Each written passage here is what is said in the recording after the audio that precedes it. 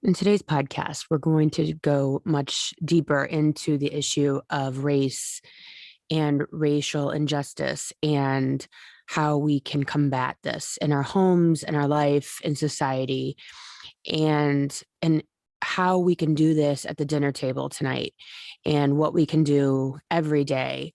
And also a lot of the things that I personally went through on my path to getting to this series.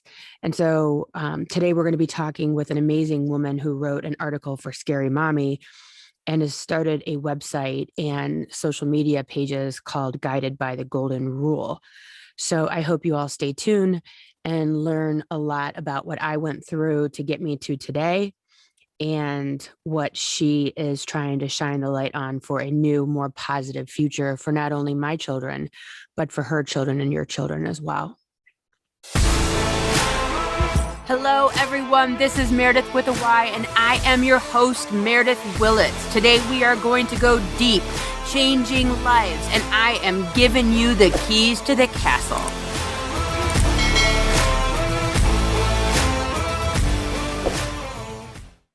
Super excited to be here with my new favorite human, Rachel Wade. Rachel Wade, I can say this. And she's here to share all of her background and amazing what she's bringing to my world is next level. We had the most amazing conversation. So thank you so much for being here. And thank you for being my friend in my continued journey. Because that's what this is. This is a continuation. So thank you for being here. Absolutely. Thank you for having me. And I feel very blessed to have met you and have made the connection that we have, because I feel like it's pretty special right off the bat. It really is. And when you and I were talking the other day, because I always pre-interview everyone to make sure it's a good fit for whatever this series is or whatever I'm talking about or whatever. And I brought you my scary parts, my parts of where I've been on my journey to get to today.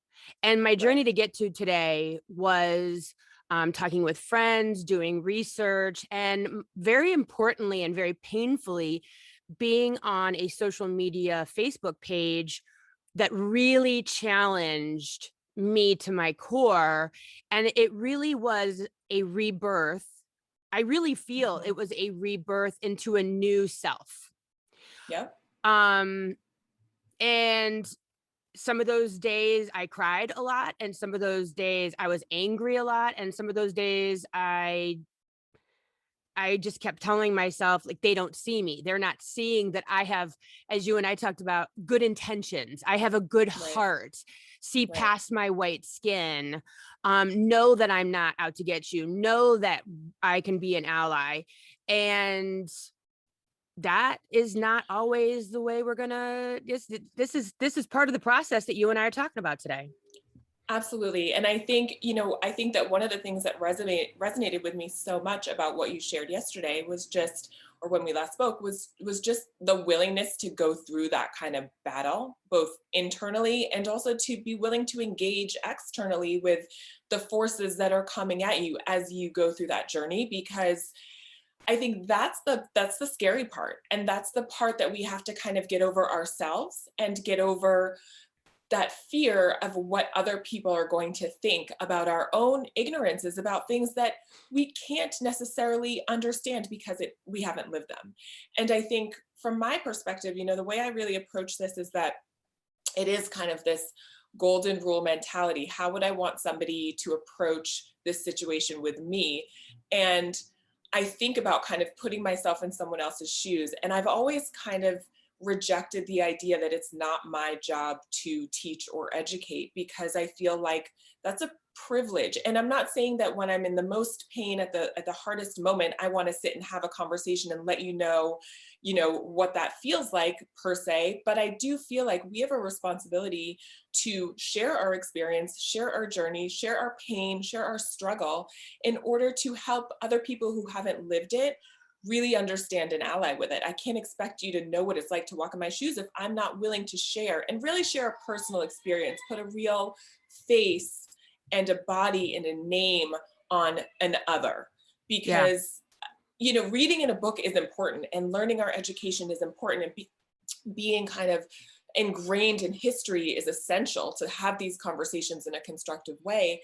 But we also have to just have dialogue and be willing to talk and listen and learn and grow and admit where we've made mistakes or missteps, and quite often unintentionally, not necessarily with malice. We just do them because we don't know any different. It's so funny when you were just talking about that and you're like, yeah, we can read a book. And your premise of your website and all that you are doing and the article that you wrote for Scary Mommy, Guided by the Golden Rule, talks about having this amazing library for your kids, sitting down and reading with them. And as you were talking about, yes, we can read a book. It's very, very different. When we sit down with a kid, we are teaching them forward. What you and I are doing, what I went through was an undoing. Correct. And Absolutely. an undoing of white history is history. Everything you learned in school is real. And you should do this and you should do that. And this is right and this is wrong. And those people are good and those people are bad. And to Right. get to 48 years and that become a part of my sinew, that Right. is a part of my person that needed to be undone. When someone was like, as I told you the other day, I'm like, you're hurting my feelings. You don't understand. Like, I'm a good person and you're not seeing me for who I am. And you're judging me for being a white person. And they were basically like, well, that's too damn bad, because Hmm. our people have been dealing with it for hundreds of years and it doesn't feel good, does it? And it was extremely painful. And they said, quit being that white fragility. And I'm the type of person, I'm a deep thinker. I sit with shit. I wait it out. Hmm. I spend time with it. I boil it down because I think it's super important to go, okay, what are they touching inside of me that's painful? Right. And I think what they were touching inside of me that was painful was truth. Right. It is. It's like you have to kind of reprogram yourself, and you have to kind of reprogram everything that you might have told, and all of the things that have kind of brought you to where you are right now. You have to kind of question that. And it's not necessarily a negative thing. I don't think it needs to be like I'm beating myself up for what has gotten me to where I am right now. Yeah. It's almost like I don't feel like there has to be an apology for it. It's not your fault. I actually have thought about this a lot in terms of like the colorism conversation within the Black community. And, Yeah. I identify as a Black woman. I am very light skinned. I have loose, curly hair. Like, my aesthetic does not necessarily represent how I feel on the inside. And I think that sometimes there's judgment from the community about that, and an assumption made about what I might choose to benefit from or choose to um, kind of accentuate based on just kind of what I am. And there's almost like it almost feels like you're kind of victimized for something that you can't necessarily control. And I think a little bit of what you're touching on is that idea that, like, we have to feel bad for something that you haven't necessarily had control over. And I think that's where the conversation often gets stunted for many white people, because they don't want to feel bad. And I kind of approach it like, you don't necessarily need to feel bad, but you need to be aware. You need to understand what it is, and in your awareness, perhaps that's where the reprogramming it is, and that's where decisions are made differently. That's where intention is made in how you educate and talk to your children. And so I think there's this idea a lot of times too that kind of prevents people from coming to the table to have this conversation, because they don't want to think about themselves or their history as negative. They don't want to focus on the bad, and they don't want to share that with their kids. And again, as I kind of think about a lot of these things from like this golden rule perspective, and I do approach it, especially when I'm talking to my children, from a perspective of partnership. Like, I think Yeah. about things from a different angle, and I hope that that will in turn allow other people on the other side to maybe be more willing to come and engage, because we talk about the history of this country and slavery and the Underground Railroad, and instead of jumping out the gate with white people did this to Black people, maybe we talk about where there was partnership, where white people helped Black people find freedom. and then, as then you get back into the history, but you have to kind of start from a place, I think, where people are going to be willing to engage. And I don't want it to sound like I'm giving, like I'm touching it with walking on eggshells either, because there is a reality that is harsh and necessary to address. But again, I think it's kind of like how I deal with my kids, like with certain things. It's like I need to kind of get them to be open before I really kind of share the message. Yeah, and as you're talking, I'm like, we know the problems. Is it important that we learn from them, we don't deny them, we understand them.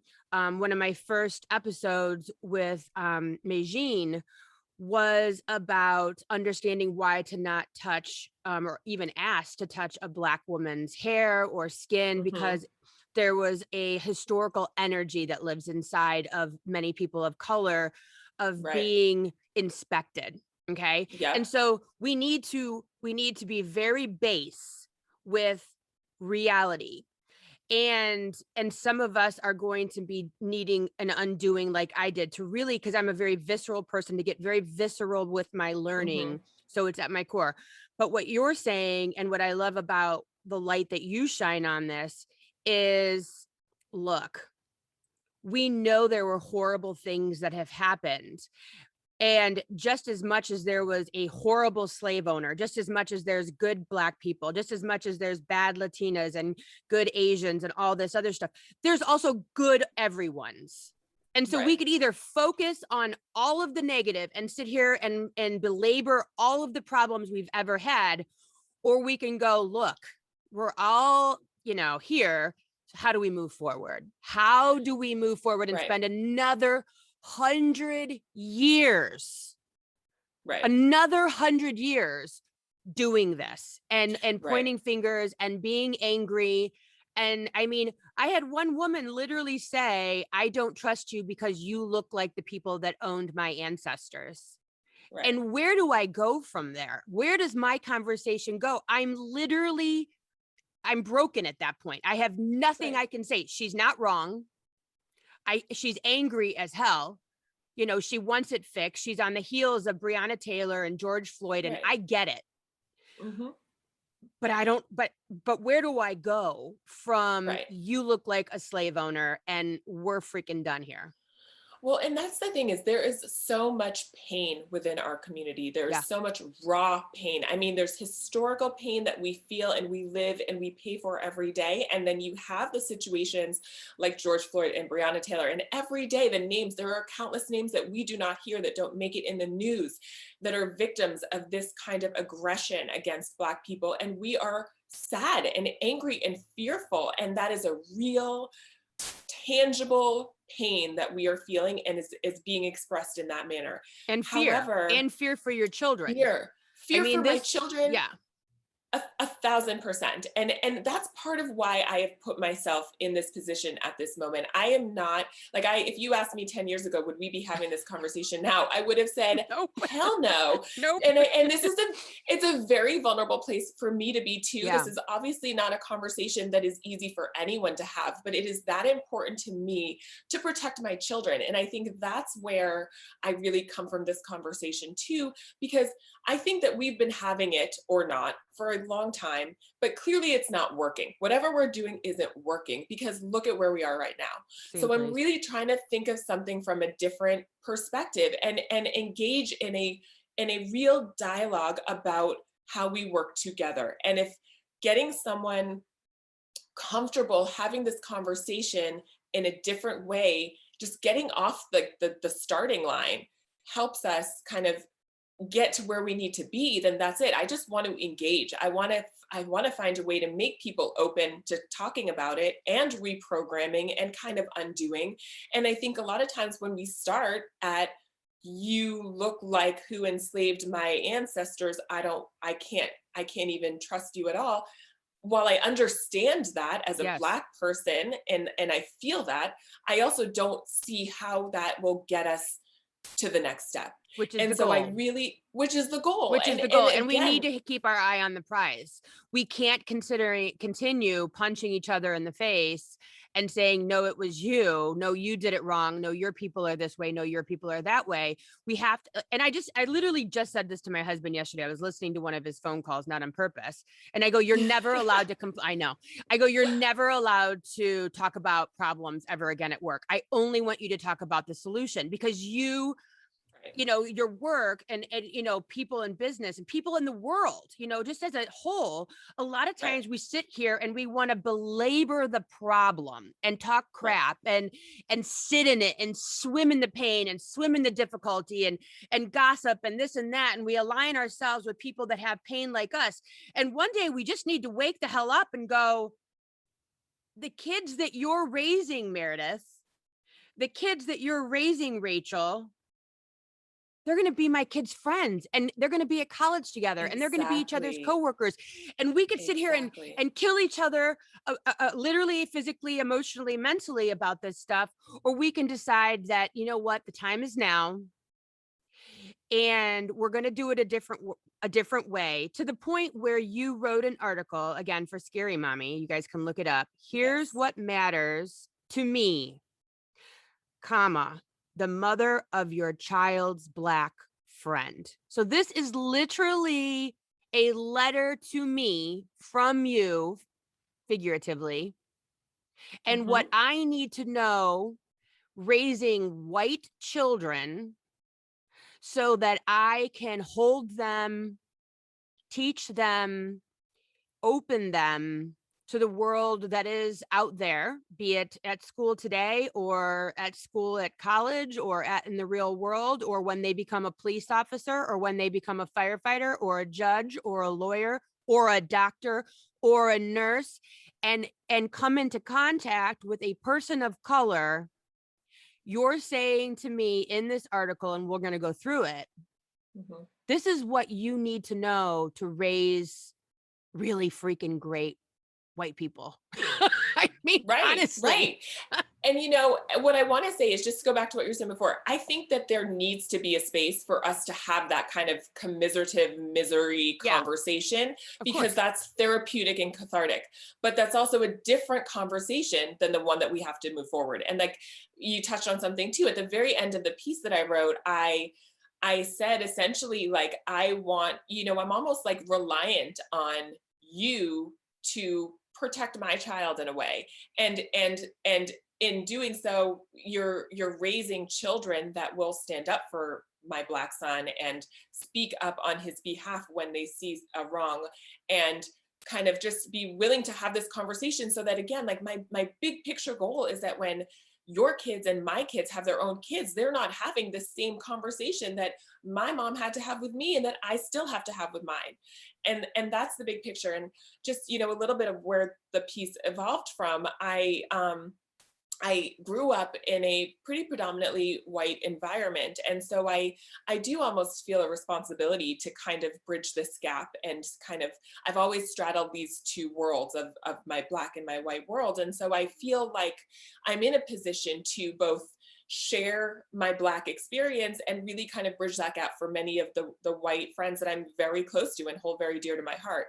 And one of them reached out this summer as everything was kind of going on with Brianna and George, and she said, what are you sharing with your children? And kind of more importantly, like, what should I be telling my white kids? Like, if you could Wow. design the conversation for my white children, for me to have with my white children, what would that look like? And I kind of started writing, and it just kind of evolved into this piece that ultimately ended up on Scary Mommy, which was a blessing, because I felt like, as I was working on that and as I shared it with her, I thought, if we're having this conversation, we cannot be the only ones that are, really thoughtfully considering what is the best way to approach this with our children. And I wanted to share that in hopes that other people, hopefully other people were having that conversation. And if I could just provide a little utility and a little direction from my perspective. And again, I can only speak for myself. I have my experience is my experience. I'm not Right. speaking for the Black community. I'm not speaking for the entire biracial community. I'm speaking from Rachel. But for me, as I'm raising brown children, these are kind of the things that are most important, that I want my white friends, and there are many of them, to think about as they kind of bring their children up. Yeah, because like, I mean, I always just thought, hey, raise nice kids, be nice to everybody. And I remember when I was going, I thought I was going to be a teacher for 5 minutes when I was at Kent State.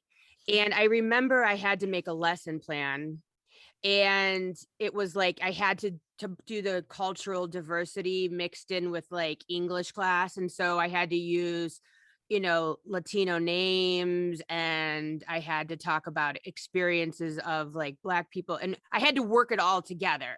And I remember thinking, what an absolute waste of time this is. Why can't we just call everyone Sue and Jim and Kelly and just move on from it? I don't need to work the word who's, Jesus or Manuel or any of these names. This is a complete and utter waste of time. I Mm, remember sitting there thinking, mm, what garbage is this? mm. Fast forward, 28 years. Right. Now I understand how important, and it's so, just like microaggressions are the devil, Right. micro positives are the soil and the seed. And so Mhm. when we have the micro positives, which are, oh, that's a normal name. That's a normal person in history. Oh, I know Correct. that story. Oh, those people are powerhouses in our history books. And it's Mhm. not the same for people that did civil rights. And I know Mhm. a lot of powerful, strong, intelligent, amazing people of color.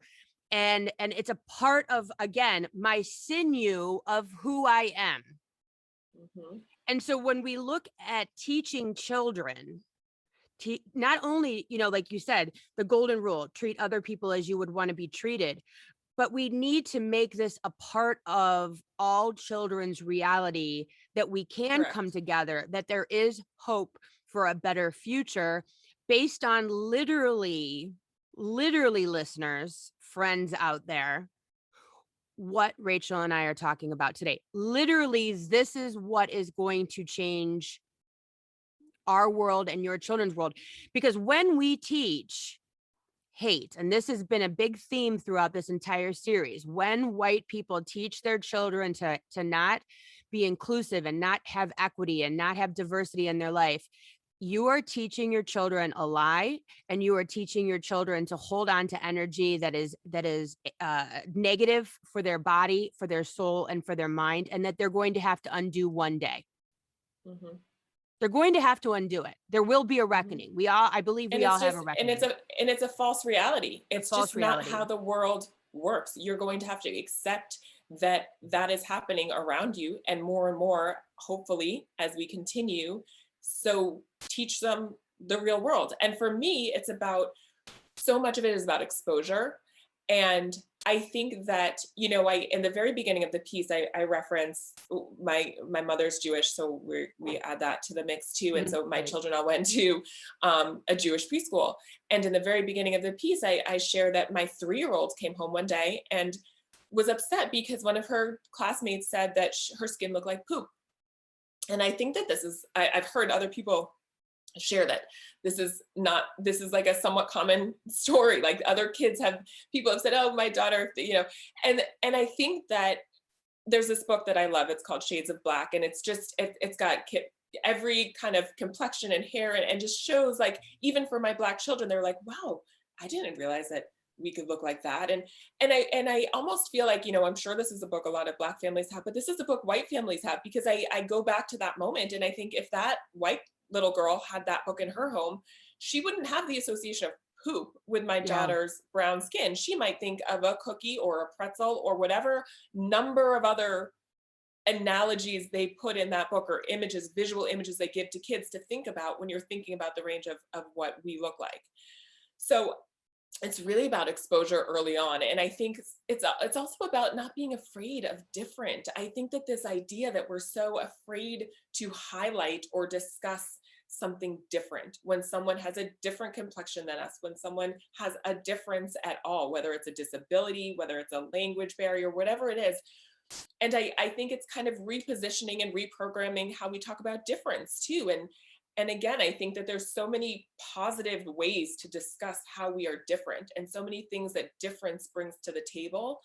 that it doesn't have to be something that we fear, that we run away from talking about. And that's kind of what has happened. We're afraid to talk about what we're different. And I think a lot of my friends will say, I almost don't want to introduce race to my children when they're young because I feel like that's going to make them see something that isn't there. They're so innocent, they're so naive, they don't see your children as any different.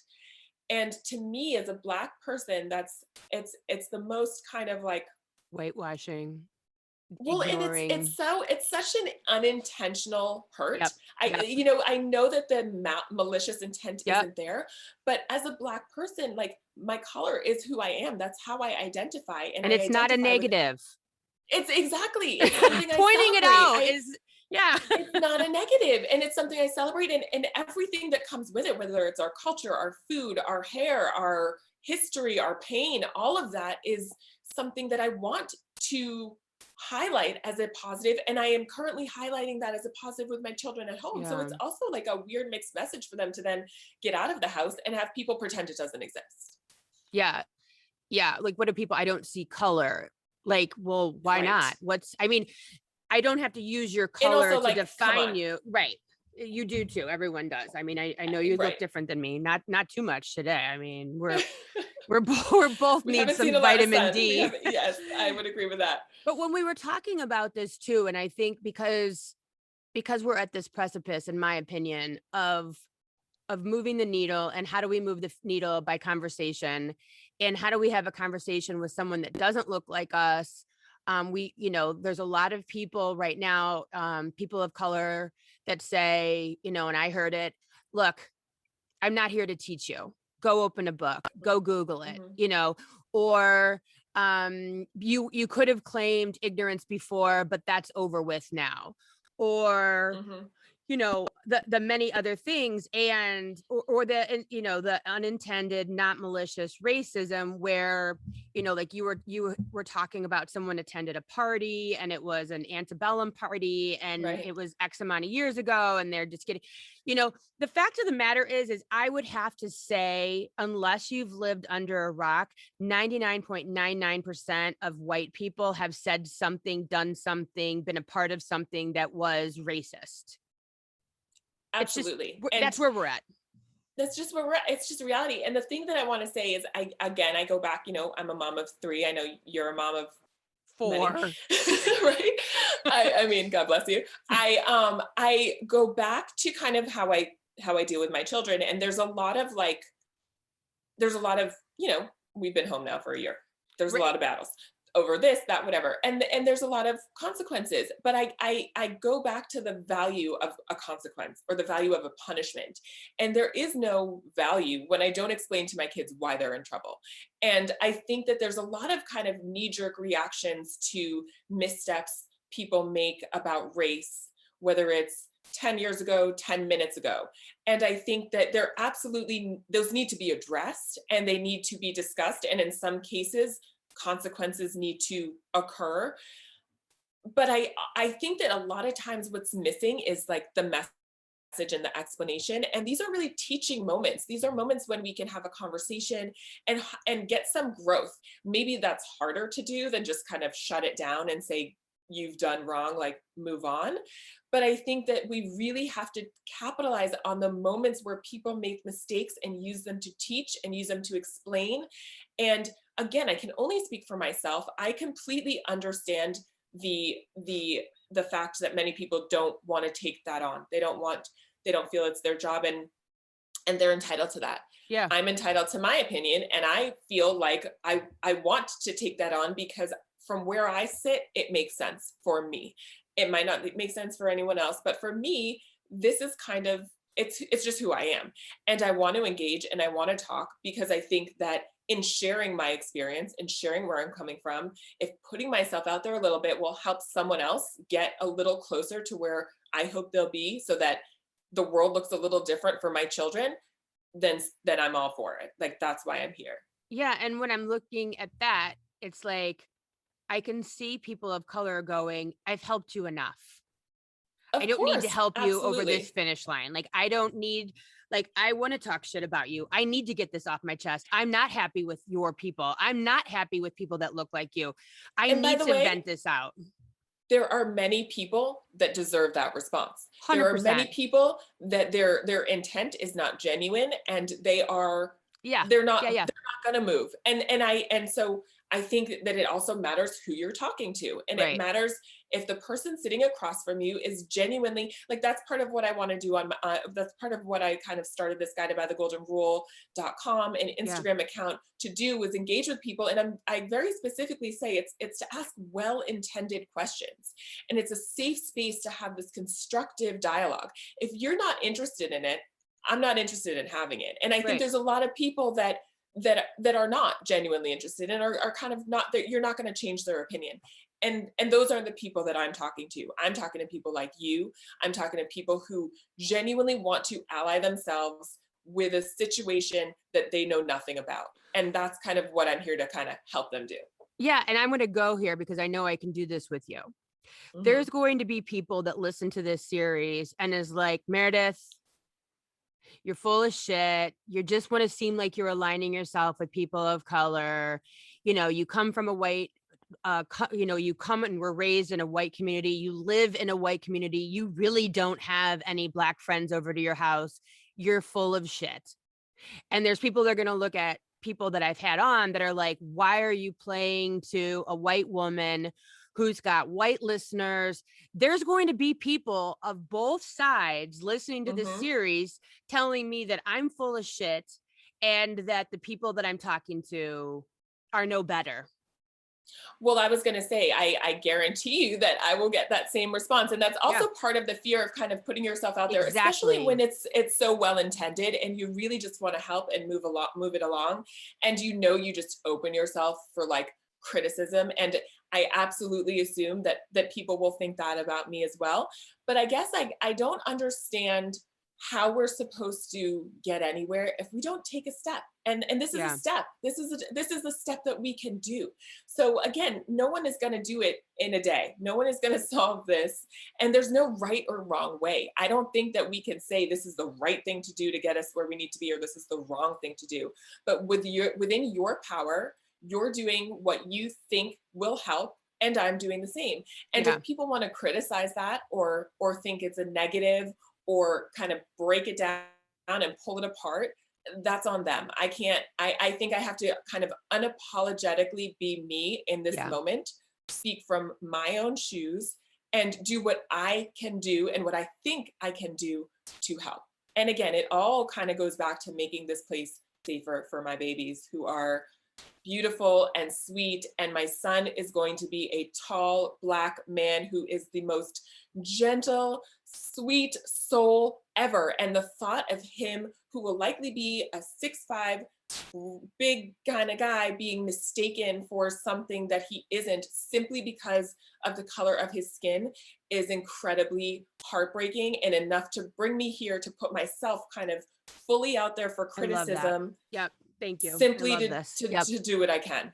I love this. And we talked about that too, like the inside and the outside aren't always the Mhm. same. And we Correct. need to stop. And I mean, I'm sure I'm going to be talking about this in every single series because in every conversation I have, no matter what I'm having about women in business, LGBTQ, parenting, whatever, mental health, what I am Mhm. finding across the board in every single conversation, and this is what we need to start cracking open our minds, the inside and the outside almost never match.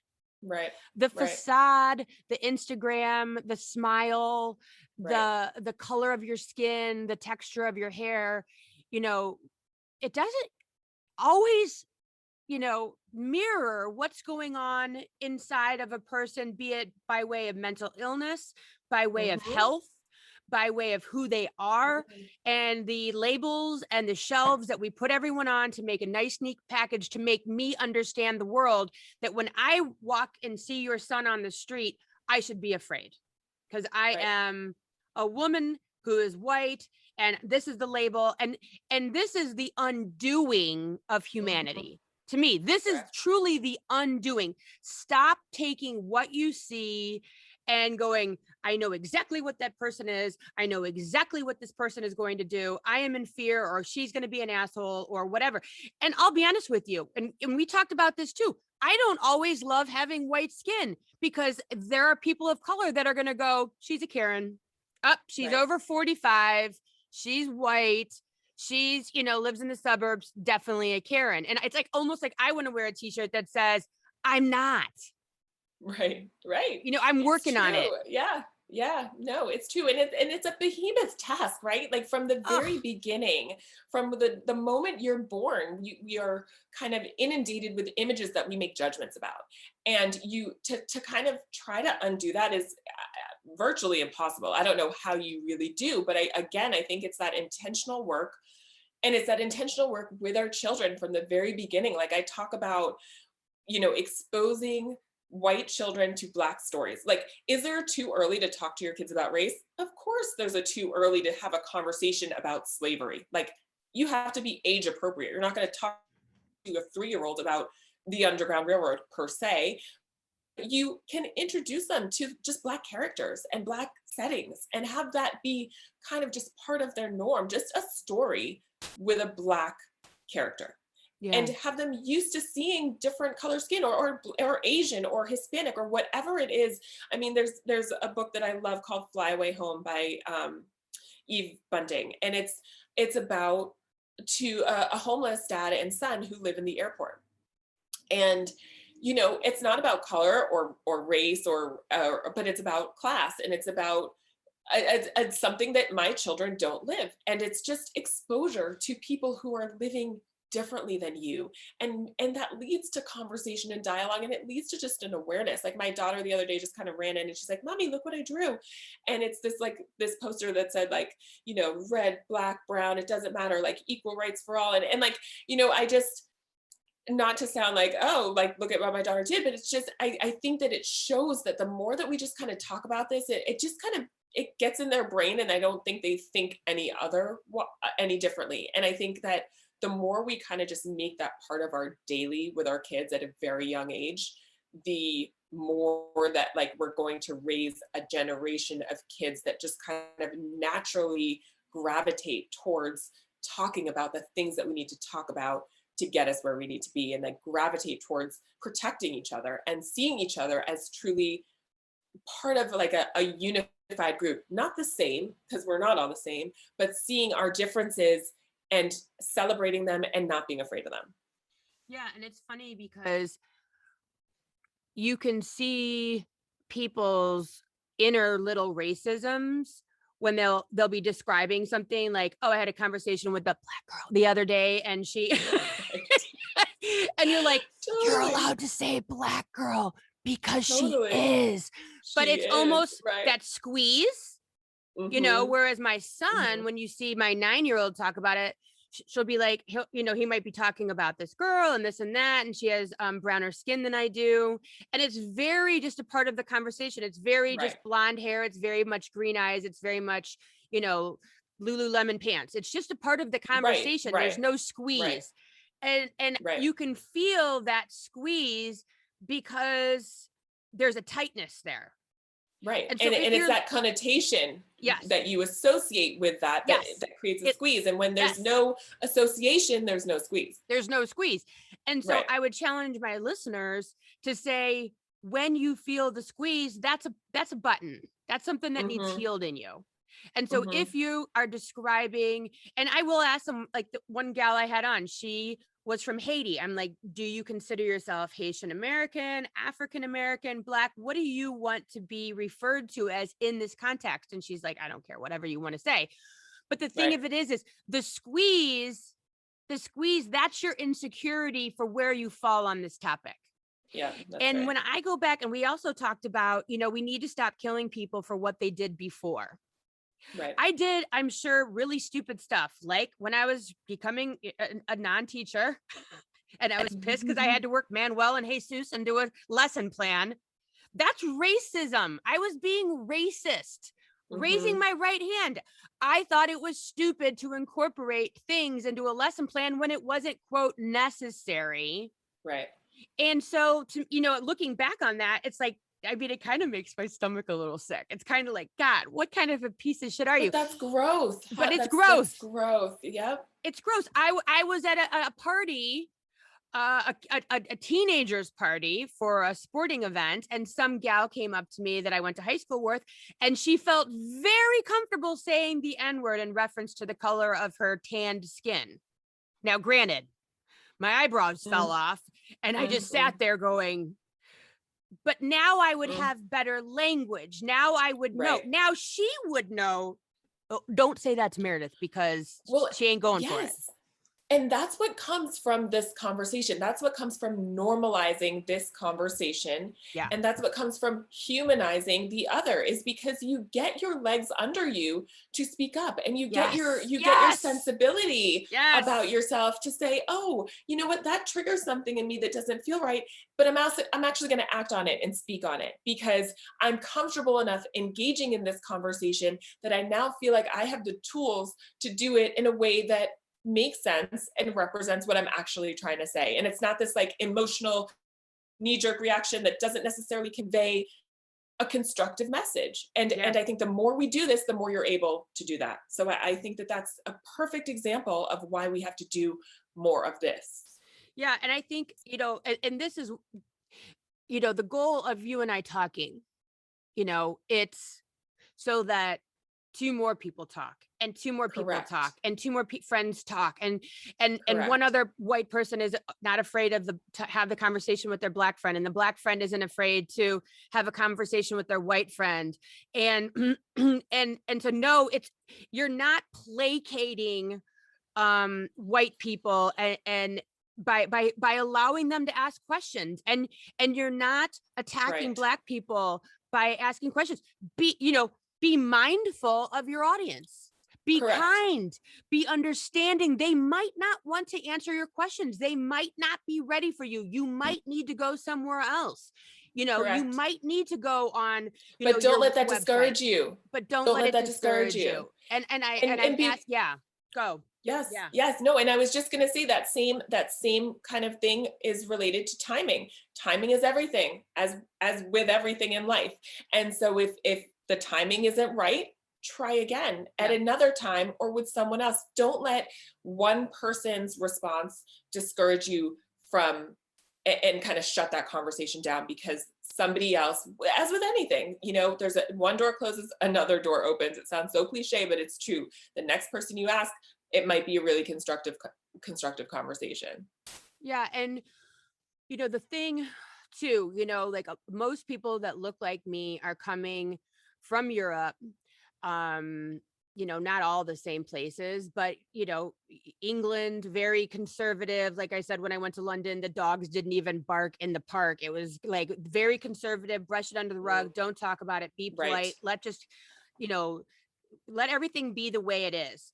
And what we Yeah. saw the other day with Meghan Markle and Prince Hmm. Harry's conversation, it's not polite anymore. Right. Shit's hitting the Yeah. fan. The dirt's coming out from under the rug. It's time to have a conversation. We're done with the nonsense. It's obvious, it's plain, it's there, and so let's shine some light on it. Like we Yes. need to move forward. And I don't know if you saw today, like there was a headline. I didn't see the full statement, but it said that William put out a statement saying, we're not racist. The family is not racist. And to me, I think like the ugliest characteristic anyone can have is like a lack of humility and a lack of the ability to acknowledge when they've made a mistake or acknowledge that there might have been a mistake that was unintentional.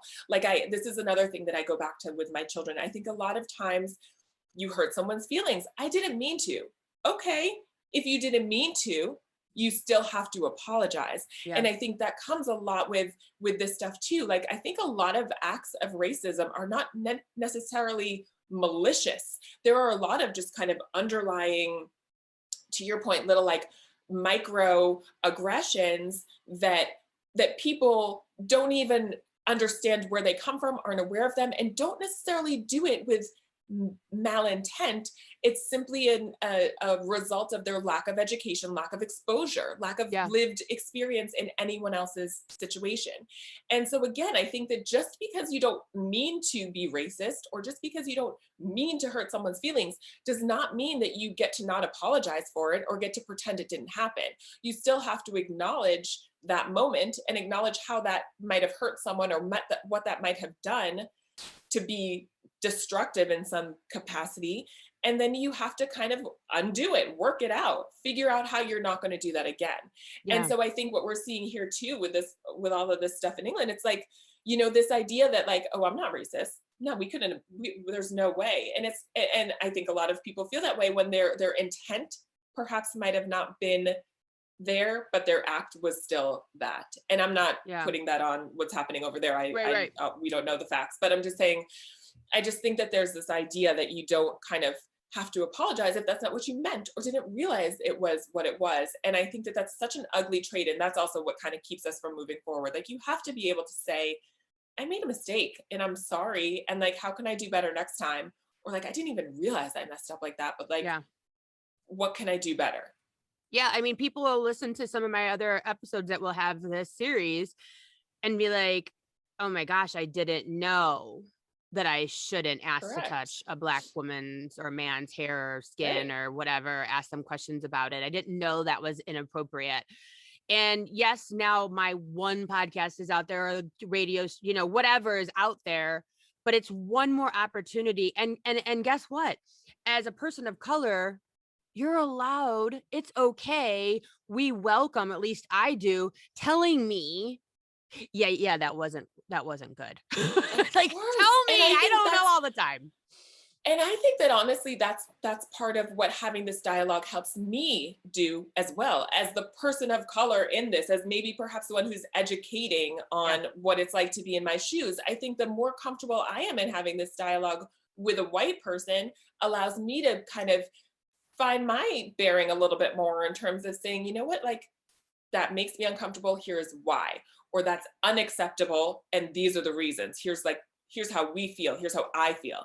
So I think it goes both ways. It's not Yep. just about kind of white people getting more comfortable having the conversation. Yep. It's also about people of color getting more comfortable kind of figuring out how to stand up for themselves in a constructive manner and Yeah. move the conversation in the right direction. Like, that's really, again, like, whatever kind of criticism I get come at me, I kind of, as long as people understand my intentions, they might not Yeah. necessarily like what I say and they might not necessarily agree with how I'm going about it, but my intention is to simply create a space to continue the dialogue and have Yeah. more of it in hopes of getting to a better place. And I don't know, I don't know how else to do it than this way for Yeah. myself, And I mean, I know that there are men and women of color out there who would rather,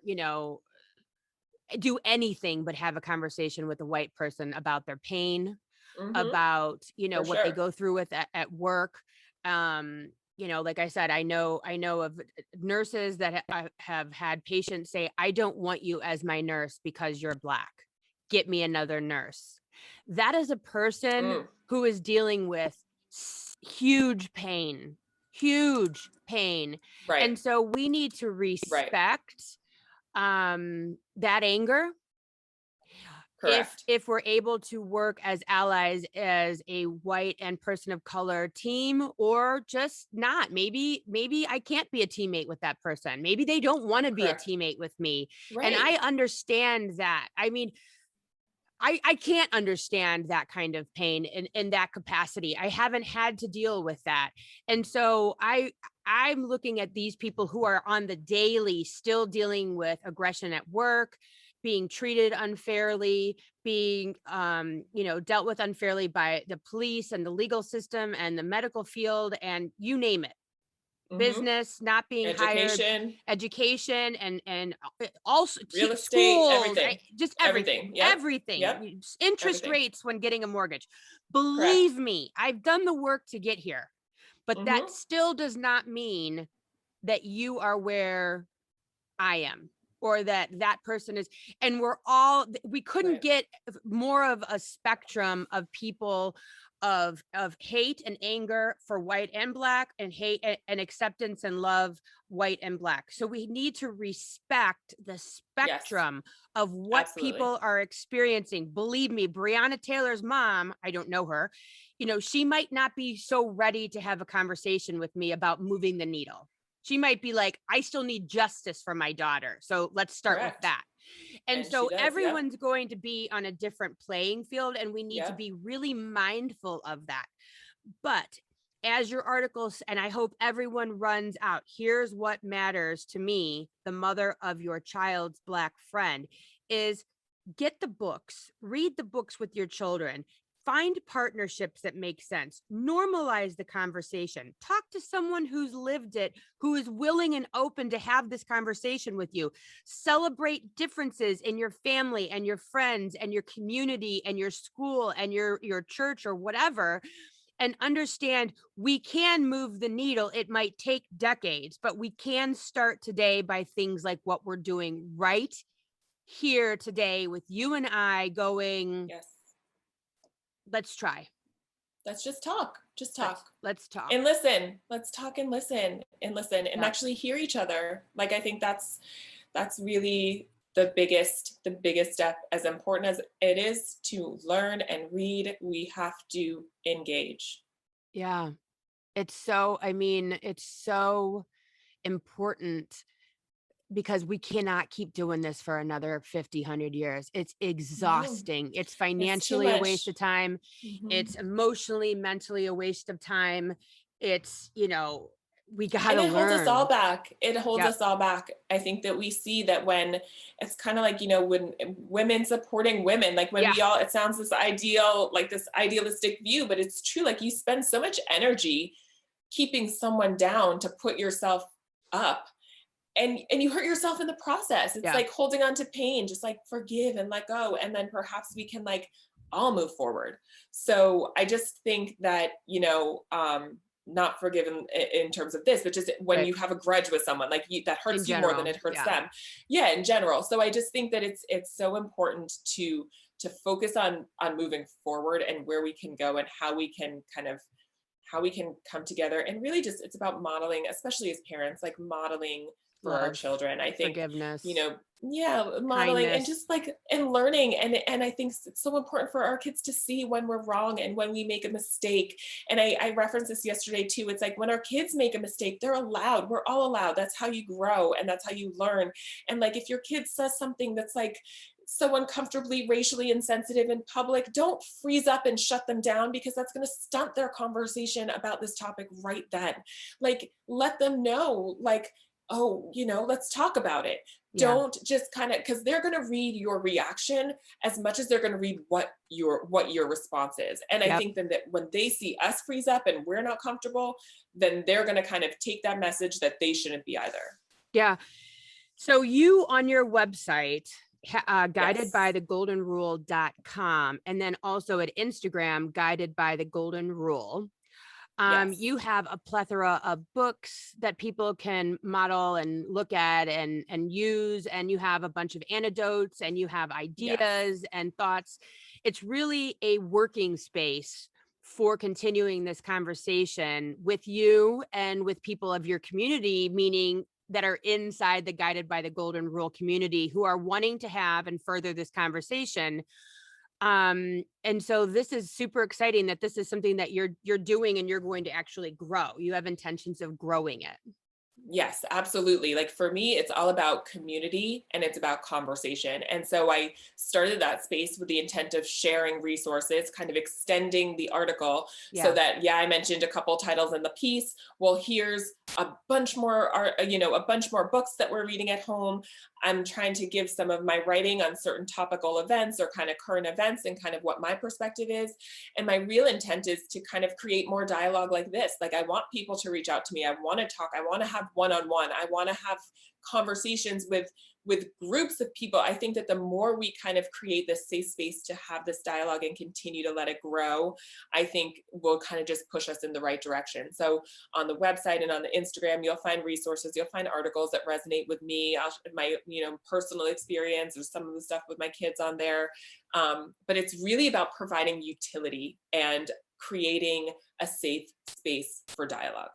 Yeah, I love that. Well, I so appreciate you spending time with me and sharing, like you said, a lot of what we talked about here today. People can cut it up and pick it apart and Right. whatever, and we just have to do what's right for us and our families and our children and our future. And you've had an interesting perspective by being of mixed race and Jewish and living in New York City over COVID and raising children of color. And so you really have a very interesting and beautiful perspective that I so appreciate Thank you you. sharing with me today. I really appreciate you holding my hand and our listeners' hands and carrying them through this to hopefully a better place of conversation, of awakening, of raising their children, of the dinner table conversation tonight with their children, of how to handle when your child does say something that's Mhm. awkward,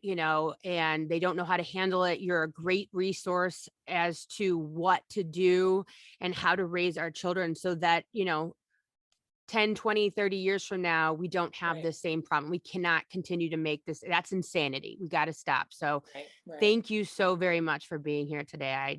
I'm so Thank blessed. you I for just love it. creating the space. Thank you. I feel very blessed to be here, and I feel blessed to talk to your audience and to talk to you. And I appreciate you so much for being willing to engage, because I think that's the biggest, first, and most important step. And so I'm so grateful. Yeah, thank you. So we're going to be having a lot of more amazing women the rest of this series for people of color in the world. Subscribe, like, comment, leave whatever. And thank you so much for listening. Thanks for listening. If you would like to connect on a more personal level, head over to meredithwillits.com or on Instagram at Meredith with a Y for behind the scene footage and outtakes. Please subscribe and come back each week for more Meredith with a Y. Thanks again for listening. Cheers.